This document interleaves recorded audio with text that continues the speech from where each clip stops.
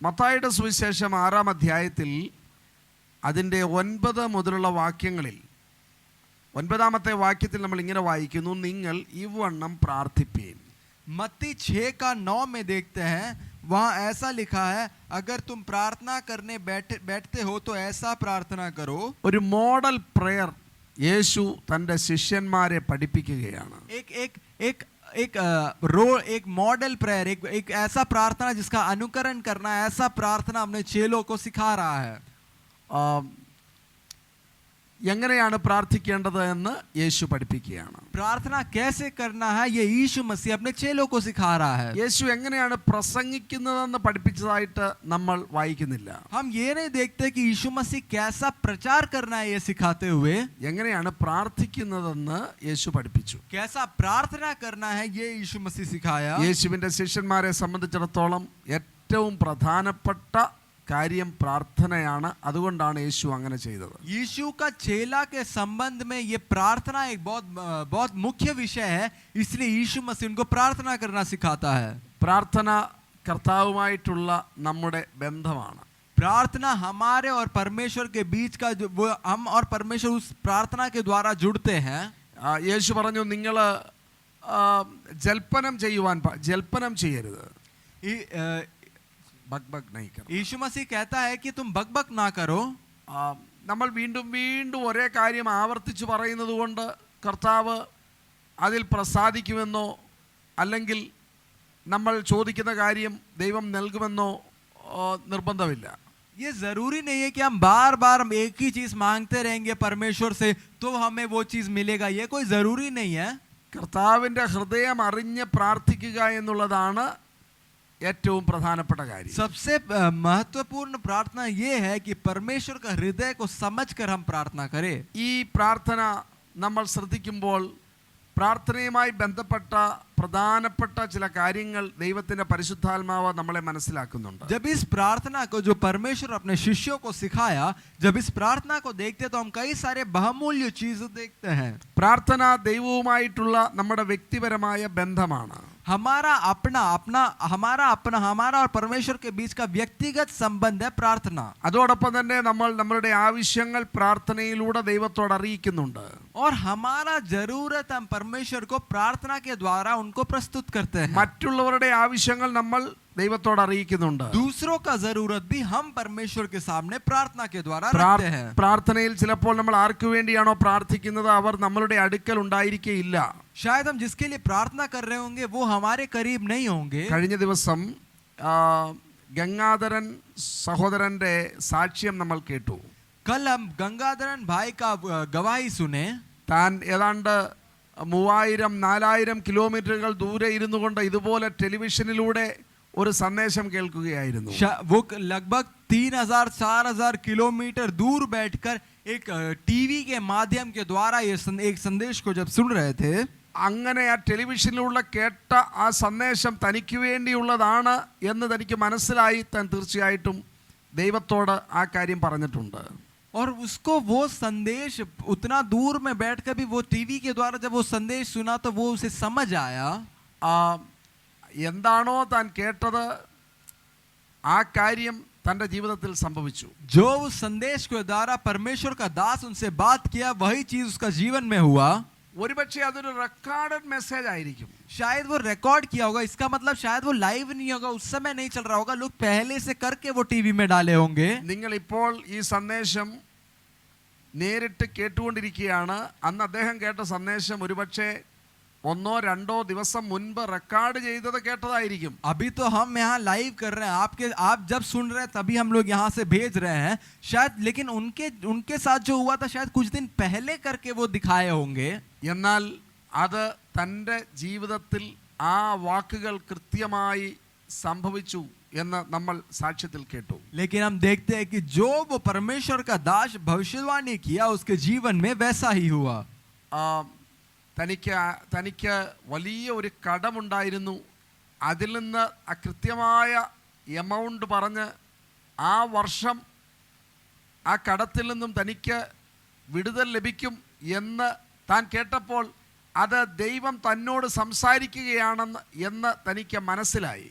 परमेश्वर का दास इतना दूर बैठकर परमेश्वर का आवाज सुनकर वो कहा कि तुम्हारा इतना कर्ज दूर हो जाएगा, वो एग्जैक्ट जितना कर्ज था उतना दूर हो जाएगा बोला, और ऐसा है इस व्यक्ति के जीवन में हुआ। നമ്മൾ മറ്റുള്ളവർക്ക് വേണ്ടി ഇന്ന് ഈ സന്ദേശത്തിന്റെ അവസാന നിമിഷങ്ങളിൽ നിങ്ങൾക്ക് വേണ്ടി ഞങ്ങൾ പ്രാർത്ഥിക്കും. इस संदेश के अंत में हम आपके लिए प्रार्थना करेंगे। നിങ്ങളെ ഞങ്ങൾ നേരിട്ട് കാണുന്നില്ല, हम आपको आमने सामने देख नहीं रहे हैं, എന്നാൽ പ്രാർത്ഥന കേൾക്കുന്ന ദൈവം, നിങ്ങളെയും ഞങ്ങളെയും കണ്ടുകൊണ്ടിരിക്കുന്ന ദൈവം, ജീവിക്കുന്ന ദൈവം ആ പ്രാർത്ഥന കേൾക്കും. लेकिन एक परमेश्वर है जो प्रार्थना सुनता है, जो आपको और हमें देखता है, वो परमेश्वर आपसे बातें करेगा। നിങ്ങളുടെ ജീവിതത്തിൽ നിങ്ങൾ ദൈവത്തിന്റെ അത്ഭുതം അനുഭവിക്കും.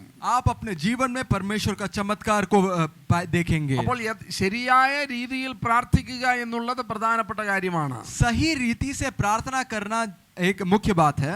ഡോക്ടർ മരുന്ന് എഴുതുമ്പോൾ നമ്മൾ പ്രത്യേകം ശ്രദ്ധിക്കും, രാവിലെ എത്രണ്ണം കഴിക്കണം, ഉച്ചയ്ക്ക് എത്രണ്ണം കഴിക്കണം, വൈകുന്നേരം എത്രണ്ണം കഴിക്കണം. जब एक डॉक्टर जब दवाई लिखता है तो हम ध्यान से देखते हैं क्या सुबह कितना खाना है, किस समय में कितना खाना है, ये चीज का भी हम ध्यान रखते हैं। സമയം കുറവായതുകൊണ്ട് രാവിലെയും ഉച്ചയ്ക്കും വൈകിട്ടും കഴിക്കേണ്ട 6 ഗുളികകൾ എല്ലാം കൂടി ഒരുമിച്ച് കഴിച്ചിട്ട് പോയാൽ ശരിയാകത്തില്ല, അസുഖം കൂടും, കുറയത്തില്ല. ये नहीं है कि हमारे पास समय नहीं था पूरा दिन में, चलो सुबह दोपहर शाम का तीनों का दवाई एक साथ खा लेंगे, ऐसे करने से और हम बीमार हो जाएंगे। ഡോക്ടർ എന്താണോ പറയുന്നത് അത് കൃത്യമായിട്ട് പാലിക്കണം. जो वैद्य कहता है वैसा हमें, जैसा वो कहता है वैसा ही करना है। അതുപോലെ പ്രാർത്ഥനയ്ക്ക് ഉത്തരം ലഭിക്കണമെങ്കിൽ എങ്ങനെ പ്രാർത്ഥിക്കണമെന്നാണോ പ്രാർത്ഥിക്കുവാൻ പറഞ്ഞ ദൈവം നമ്മളോട് പറയുന്നത് അതുപോലെ നമ്മൾ പ്രാർത്ഥിക്കണം. और ये परमेश्वर जिससे हम प्रार्थना करते हैं, अगर हमें उस उत्तर चाहिए तो परमेश्वर जैसा प्रार्थना करने बोला है वैसा करना है। ഇവിടെ യേശുക്രിസ്തു പ്രാർത്ഥിക്കുവാൻ പഠിപ്പിക്കുകയാണ്.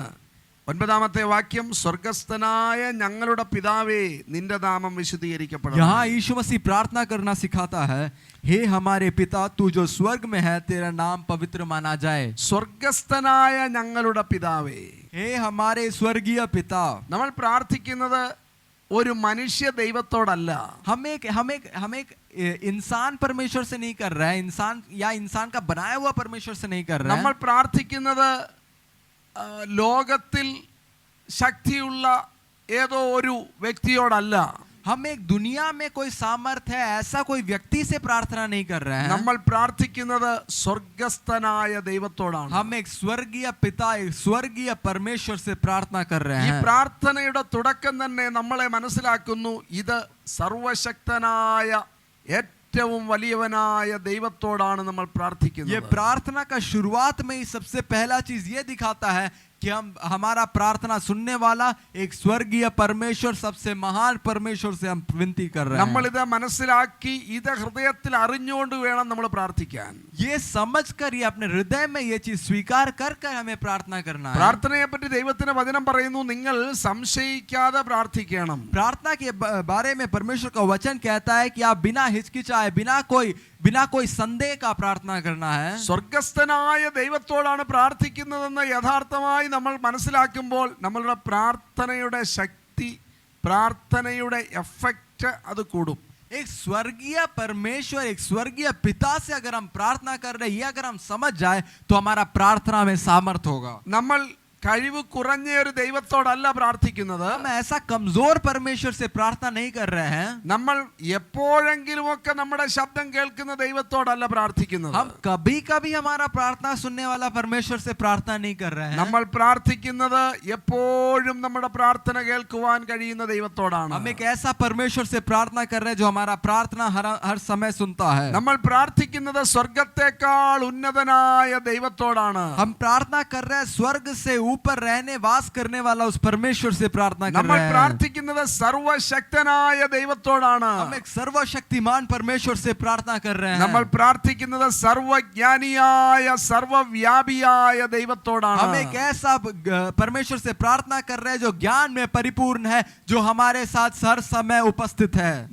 നമ്മൾ ഭൂമിയുടെ അറ്റത്ത് പോയി പാർത്താൽ അവിടെയും നമ്മളെ കാണുന്ന ദൈവം. हम इस दुनिया के छोर में चले जाए तब भी हम पे नजर रखने वाला उस परमेश्वर से हम प्रार्थना कर നമ്മൾ रहे हैं। സമുദ്രത്തിന്റെ ആഴങ്ങളിൽ പോയാൽ അവിടെയും നമ്മളെ അറിയുന്ന ദൈവം, हम समुद्र के गहराइयों में चले जाए वहां भी हम पर नजर रखने वाला परमेश्वर है। നമ്മൾ ആകാശത്ത് പോയി അവിടെ ഒരു വീട് വെക്കാമെന്ന് താമസിച്ചാൽ അവിടെയും ദൈവത്തിന്റെ കണ്ണുകൾക്ക് മുൻപിൽ നമ്മൾ മറഞ്ഞിരിക്കുന്നില്ല. हम आसमान हम आकाश के ऊपर भी चल जाए वहां पे भी परमेश्वर का आत्मा से हम दूर नहीं होते। മറ്റാരോടും പറയുവാൻ കഴിയാത്ത ചില വിഷയങ്ങൾ നിങ്ങളുടെ പ്രാർത്ഥനയിൽ നിങ്ങൾക്കുണ്ടായിരിക്കും. शायद आप किसी और को नहीं बता पाए ऐसा कई सारा प्रार्थना विषय आपके जीवन में होगा। നിങ്ങൾ മറ്റാർക്കും സഹായിക്കുവാൻ കഴിയാത്ത ചില സാഹചര്യങ്ങളിൽ അകപ്പെട്ടിട്ടുണ്ടായിരിക്കും. शायद ऐसा कोई परिस्थिति से आप गुजर रहे होंगे जहां पे कोई और आपका सहायता नहीं कर सकता। നമ്മൾ കഴിഞ്ഞ ദിവസം കേട്ട സാക്ഷ്യം അങ്ങനെയൊരു സാക്ഷ്യമായിരുന്നു. हम पिछले दिन एक गवाही सुने हुए ऐसा था, 55 ലക്ഷം രൂപയുടെ കടം. 55 लाख रुपए का एक कर्ज। എങ്ങനെ അത് വീട്ടുവാൻ കഴിയും? कैसा उससे हम निकल सकते हैं? എത്ര അധ്വാനിച്ചാലും വർഷങ്ങൾ എടുക്കും. कितना भी मेहनत करे कई साल लग जाएंगे। എന്നാൽ ഇതുപോലെ ഒരു ടെലിവിഷൻ പ്രോഗ്രാമിൽ അതിൽ സംസാരിക്കുന്ന ദൈവദാസൻ പറയുകയാണ്, ഈ വർഷം നിന്റെ കടം വീടാൻ പോവുകയാണ്. लेकिन ऐसे ही आप जिस माध्यम से सुन रहे, इसी माध्यम से एक परमेश्वर का दास उनसे कहा कि आपका 55 लाख का एक व्यक्ति है जिसका 55 लाख का कर्ज पूरा मिट जाएगा। പ്രിയമുള്ളവരെ, നമുക്ക് ഈ ദൈവത്തിന്റെ കഴിവിനെ അളക്കുവാൻ കഴിയുകയില്ല. हम इस परमेश्वर का खूबी को हम कोई सीमा नहीं है, കാരണം ഈ ദൈവം സ്വർഗസ്ഥനായ ദൈവമാണ്. क्योंकि ये एक स्वर्गीय पिता है। സ്വർഗം ഉന്നതമായ അവസ്ഥയെ കാണിക്കുകയാണ്. स्वर्गीय पिता का ये दर्शाता है कि वो ऊंचाइयों में वो उनका कोई सीमा नहीं है, वो सीमाओं के परे है। സ്വർഗം സർവശക്തനായ ദൈവത്തെ നമ്മുടെ മുൻപിൽ കാണിക്കുകയാണ്. इससे हम देखते हैं कि एक सर्वशक्तिमान पिता परमेश्वर हमारे लिए है। അപ്പോൾ സ്വർഗസ്ഥനായ ദൈവത്തോട് പ്രാർത്ഥിക്കുമ്പോൾ നമ്മളുടെ ആത്മവിശ്വാസം, നമ്മുടെ കോൺഫിഡൻസ് അത് വർദ്ധിക്കുകയാണ്. उसीलिए जब हम पहले ही स्वीकार कर लेते कि एक स्वर्गीय पिता है हमारे लिए, उस परमेश्वर से जब हम प्रार्थना करते हैं हमारा भी उन पे विश्वास बढ़ता है। അപ്പോൾ യേശു പഠിപ്പിക്കുകയാണ്, നിങ്ങൾ പ്രാർത്ഥിക്കേണ്ടത് സ്വർഗസ്ഥനായ ദൈവത്തോടാണ്. और तभी यीशु मसीह सिखाता है कि आपको अपने स्वर्गीय पिता से प्रार्थना करना है। ചിലപ്പോൾ മനുഷ്യർ നമ്മളെ സഹായിക്കും എന്ന് നമ്മൾ പ്രതീക്ഷിക്കും, സമയമാകുമ്പോൾ അവർ നമ്മളെ സഹായിക്കുകയില്ല. हम कई बार सोचते हैं कि इंसान से कोई मदद मिलेगा, कोई सहायता मिलेगा, लेकिन जब हमें जरूरत का समय है उस समय कोई साथ नहीं देता। ഒരിക്കൽ ഒരു കോളേജ് അഡ്മിഷന് വേണ്ടി ഒരു വ്യക്തിയുടെ അടുക്കൽ പോയി അദ്ദേഹത്തോട് കാര്യം പറഞ്ഞു. एक बार एक कॉलेज का एडमिशन के लिए वहां एक व्यक्ति वहां का व्यक्ति से जाके अपना समस्या बताए। അദ്ദേഹം പറഞ്ഞു, ശരി ശരി ഞാൻ നോക്കിക്കോളാം എന്ന് പറഞ്ഞു. वहां का वो व्यक्ति बोला कि ठीक है मैं देख लूंगा। അപ്പോൾ അദ്ദേഹം സഹായിക്കുമല്ലോ എന്ന് ഓർത്തു. वो हमारा सहायता करेगा करके हम सोचे, പക്ഷെങ്കിൽ സമയമൊക്കെ ആയി, സമയം കഴിയാറായി, അദ്ദേഹം ഒന്നും ചെയ്തില്ല. लेकिन समय पार हो रहा है लेकिन वो कुछ नहीं कर रहा। എന്താണ് ഇതിന്റെ കാരണം? उसका कारण क्या है? അദ്ദേഹം ഒരു മനുഷ്യനാണ്. क्योंकि वो एक व्यक्ति है, അദ്ദേഹത്തിന് പല പരിമിതികളുണ്ട്. उसका सीमाएं हैं। നമ്മൾ ആശ്രയിക്കുന്ന പല മനുഷ്യർക്കും നമ്മൾ വിചാരിക്കും, എങ്കിലും എന്നെ സഹായിച്ചില്ലല്ലോ. അവരും ചിന്തിക്കുകയാണ് മറ്റാരെയോ പറ്റിയോ, എങ്കിലും അദ്ദേഹം എന്നെ സഹായിച്ചില്ലല്ലോ. हम कई बार सोचते हैं कि किसी इंसान के बारे में सोच के कि अरे काश वो मेरा मदद कर पाता, ये तो मेरा मदद भी नहीं करता। शायद वो इंसान भी किसी और के बारे में ऐसे ही सोच रहे होगा कि वो भी मेरा मदद नहीं करता। നമ്മൾ ചിലപ്പോൾ ഡോക്ടർമാരിൽ ആശ്രയിക്കും. हम कई बार वैद्यों पर आश्रय रखते हैं। ആ ഡോക്ടർമാർ അവര് ദൈവം നൽകിയ ജ്ഞാനം ഉപയോഗിച്ച് രോഗികളെ ചികിത്സിക്കുന്നവരാണ്. ये जो चिकित्सक है वो परमेश्वर का दिया हुआ ज्ञान के द्वारा लोगों का चिकित्सा करते हैं। എന്നാൽ നമ്മൾ ഒരു കാര്യം മനസ്സിലാക്കുക, അവർക്കും പരിമിതികളുണ്ട്. लेकिन हमें ये भी जानना है कि डॉक्टरों को भी सीमाएं हैं। നമ്മൾ ചിലപ്പോൾ മരുന്നിൽ ആശ്രയിക്കും. हम कई बार दवाई पे आश्रय रखते നമ്മൾ हैं। മനസ്സിലാക്കുക, മരുന്നിനും പരിമിതിയുണ്ട്. हमें ये जानना है दवाई को भी सीमा है। നമ്മൾ ചിലപ്പോൾ നമ്മുടെ ഇൻഷുറൻസിൽ ആശ്രയിക്കും. हम कई बार अपने इंश्योरेंस पर भरोसा रखते हैं, ഇൻഷുറൻസിനും പരിമിതിയുണ്ട്. उसको भी सीमा है। നമ്മൾ ചിലപ്പോൾ നമ്മൾ താമസിക്കുന്ന ദേശത്തിൽ ആശ്രയിക്കും. हम कई बार हम जहाँ रह रहे हैं उस देश पे हम भरोसा रखते हैं। പ്രിയമുള്ളവരെ, ദേശങ്ങൾക്കെല്ലാം പരിമിതികളുണ്ട്. लेकिन हे प्रियो, सारे राज्यों को भी अपना सीमा है। പരിമിതികളില്ലാത്ത ഒരുവനുണ്ട്. बिना सीमा का एक है, അത് സ്വർഗസ്ഥനായ ദൈവമാണ്. वो आपका स्वर्गीय पिता है. ഉന്നതങ്ങളിൽ ഉന്നതനായ ദൈവം. ऊंचाइयों में रहने वाला वो महान परमेश्वर. നമുക്ക് ആ ദൈവത്തെ അളക്കുവാൻ കഴിയുകയില്ല. हम परमेश्वर का कोई सीमा नहीं बना सकते. ഇയ്യോബിനോട് ദൈവം പല ചോദ്യങ്ങളും ചോദിക്കുന്നുണ്ട്. अय्यूब से परमेश्वर कुछ सवाल कह रहा है. ഒരു ചോദ്യത്തിനും ഇയ്യോബിന് മറുപടിയില്ല. वो सारे सवालों का अय्यूब के पास कोई जवाब नहीं है. പ്രിയമുള്ളവരെ, ഈ നക്ഷത്രങ്ങൾക്ക് പാത വിരിച്ചവൻ ആരാണ്?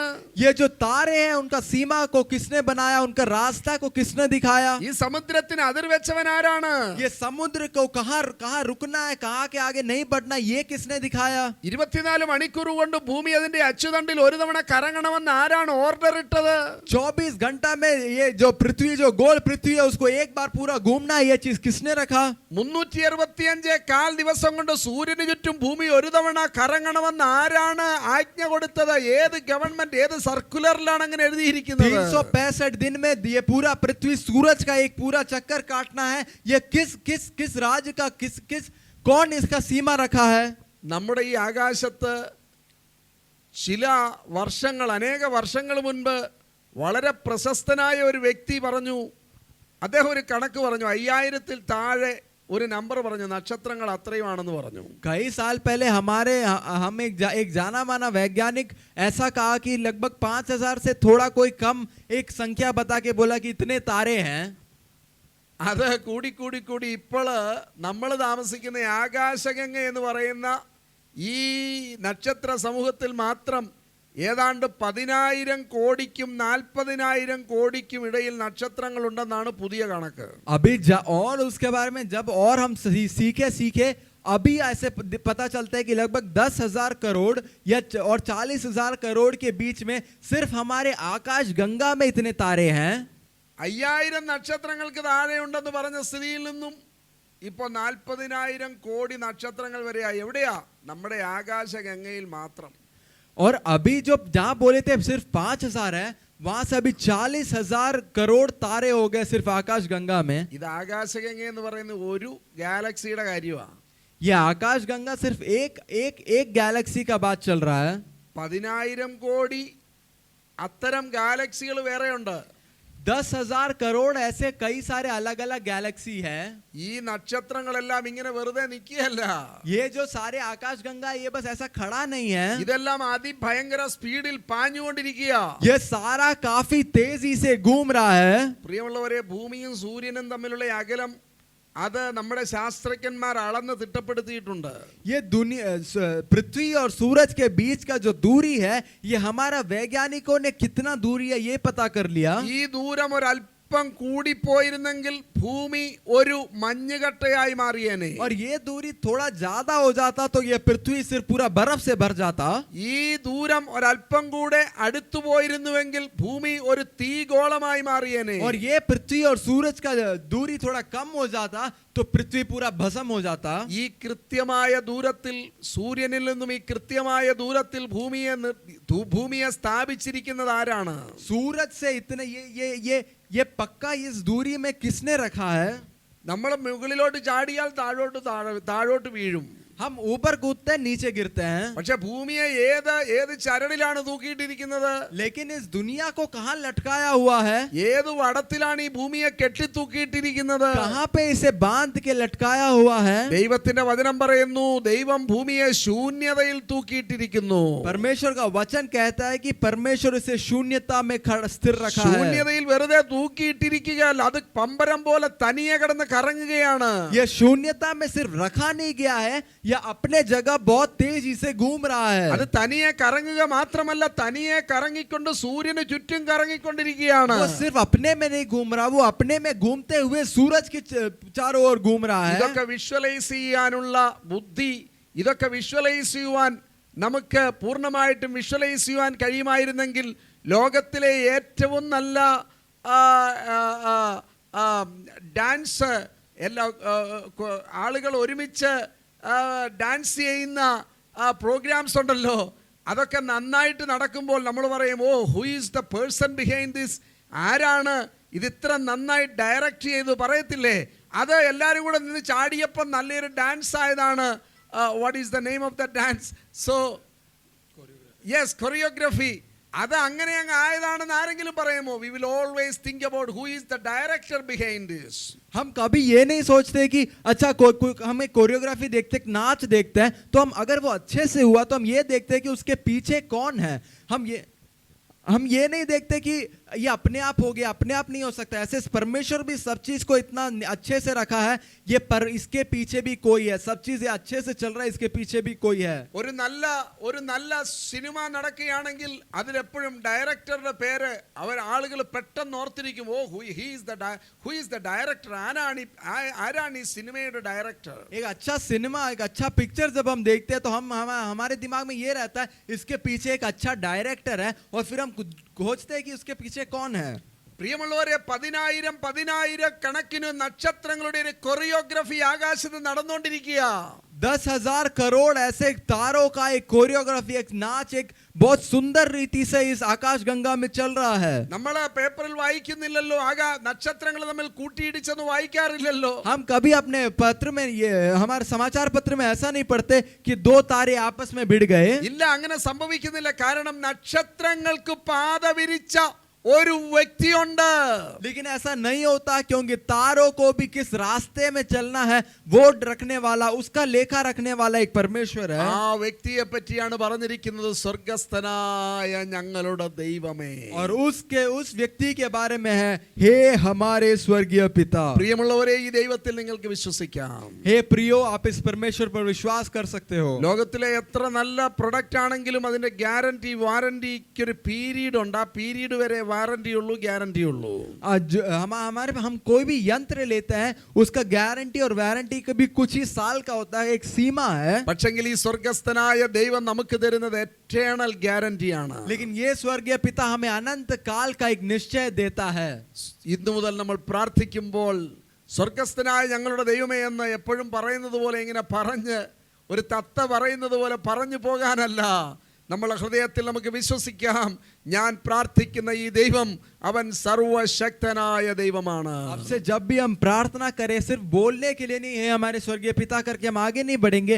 हम ये चीज समझेंगे कि हम एक महान सर्वशक्तिमान परमेश्वर से प्रार्थना कर रहे हैं. സ്വർഗസ്ഥനായ ഞങ്ങളുടെ പിതാവേ, हे हमारे स्वर्गीय पिता. പ്രാർത്ഥിക്കുമ്പോൾ ഒരു കാര്യം ശ്രദ്ധിക്കണം. प्रार्थना करते समय एक चीज का ध्यान देना है. ദൈവം ഇഷ്ടപ്പെടുന്ന പ്രാർത്ഥന നിസ്വാർത്ഥ പ്രാർത്ഥനയാണ്. परमेश्वर ऐसा एक प्रार्थना से प्रसन्न होता है जो निस्वार्थ है. നമ്മൾ ഒരിക്കലും പ്രാർത്ഥിക്കരുത്, കർത്താവേ എൻ്റെ അയൽക്കാരന്റെ കുഞ്ഞും 12ാം ക്ലാസ്സിലാണ്, അവനെക്കാട്ടിൽ 1% മാർക്ക് എൻ്റെ കുട്ടിക്ക് കൂടുതൽ കിട്ടണേ, അങ്ങനെ പ്രാർത്ഥിക്കേണ്ട കാര്യമില്ല. हम कभी ऐसा प्रार्थना नहीं करना है, परमेश्वर मेरा पड़ोसी का बच्चा भी 12वीं में है, मेरा बच्चा को उससे थोड़ा ज्यादा नंबर दीजिएगा.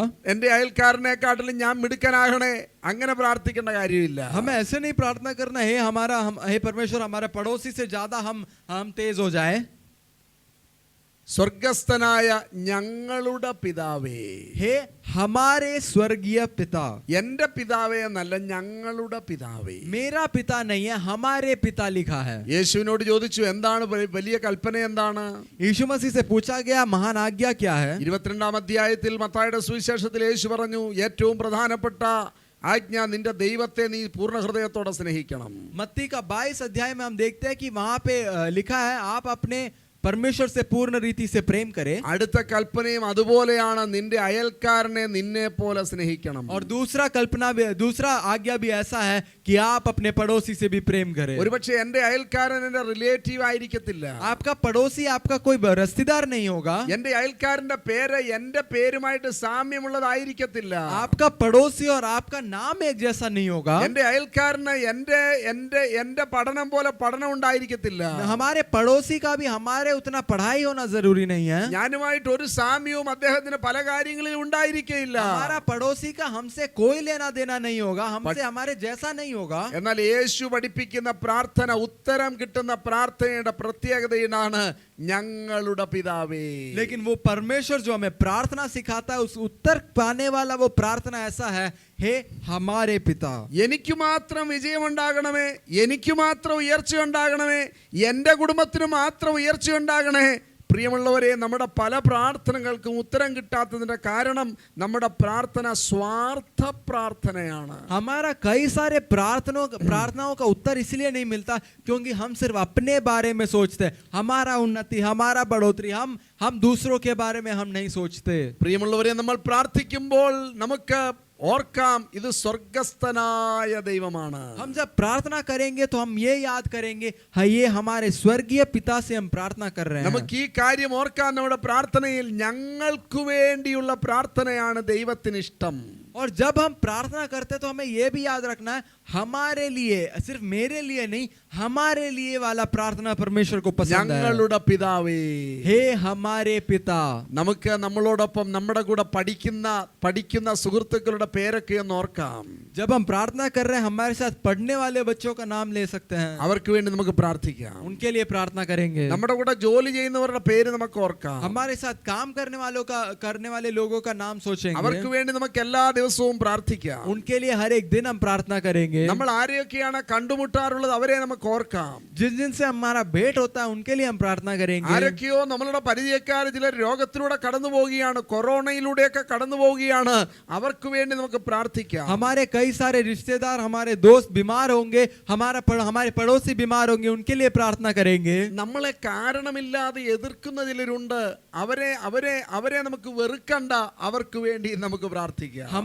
हमसे कई बार कोई लोग बिना कोई कारण का विरोध करते हैं, उनसे हम विरोध नहीं करेंगे, हम उनके लिए प्रार्थना യേശു करेंगे. അങ്ങനെയാണ് പ്രാർത്ഥിച്ചത്. यीशु मसीह ऐसा प्रार्थना किया. പിതാവേ, ഇവർ ചെയ്യുന്നത് എന്താണെന്ന് അറിയില്ല, അതുകൊണ്ട് അവരോട് ക്ഷമിക്കണമേ. हे पिता, ये लोग क्या कर रहे हैं इन्हें नहीं पता, इसलिए इन्हें क्षमा करे. സ്തെഫാനോസിനെ ആളുകൾ കല്ലെറിയുമ്പോൾ താൻ അങ്ങനെയാണ് പ്രാർത്ഥിച്ചത്. स्टेफानोस को जब लोग पत्थर वाह कर रहे थे, उस समय भी उन्होंने ऐसा प्रार्थना किया. നമുക്ക് പ്രാർത്ഥിക്കാം പ്രിയമുള്ളവരെ, നമ്മുടെ പ്രാർത്ഥനയിൽ മറ്റുള്ളവരും കൂടെ ഉൾപ്പെടട്ടെ. हमारा प्रार्थना में और लोगों को हम उस प्रार्थना का भागीदार करेंगे. എവിടെയൊക്കെയോ ഭക്ഷണം കിട്ടാത്ത കുഞ്ഞുങ്ങളുണ്ട്, അവർക്ക് വേണ്ടി നമുക്ക് പ്രാർത്ഥിക്കാം. कई जगह ऐसे बच्चे हैं जिनको खाना नहीं मिल रहा, जिनको रोटी नहीं मिला, उनके लिए प्रार्थना करेंगे. ഈ കൊറോണ കാലത്ത് നമ്മൾ കൊറോണയുടെ രോഗത്തിൽ നിന്നും വിടുവിക്കേണ്ടതിന് വേണ്ടി വളരെ പ്രാർത്ഥിച്ചു.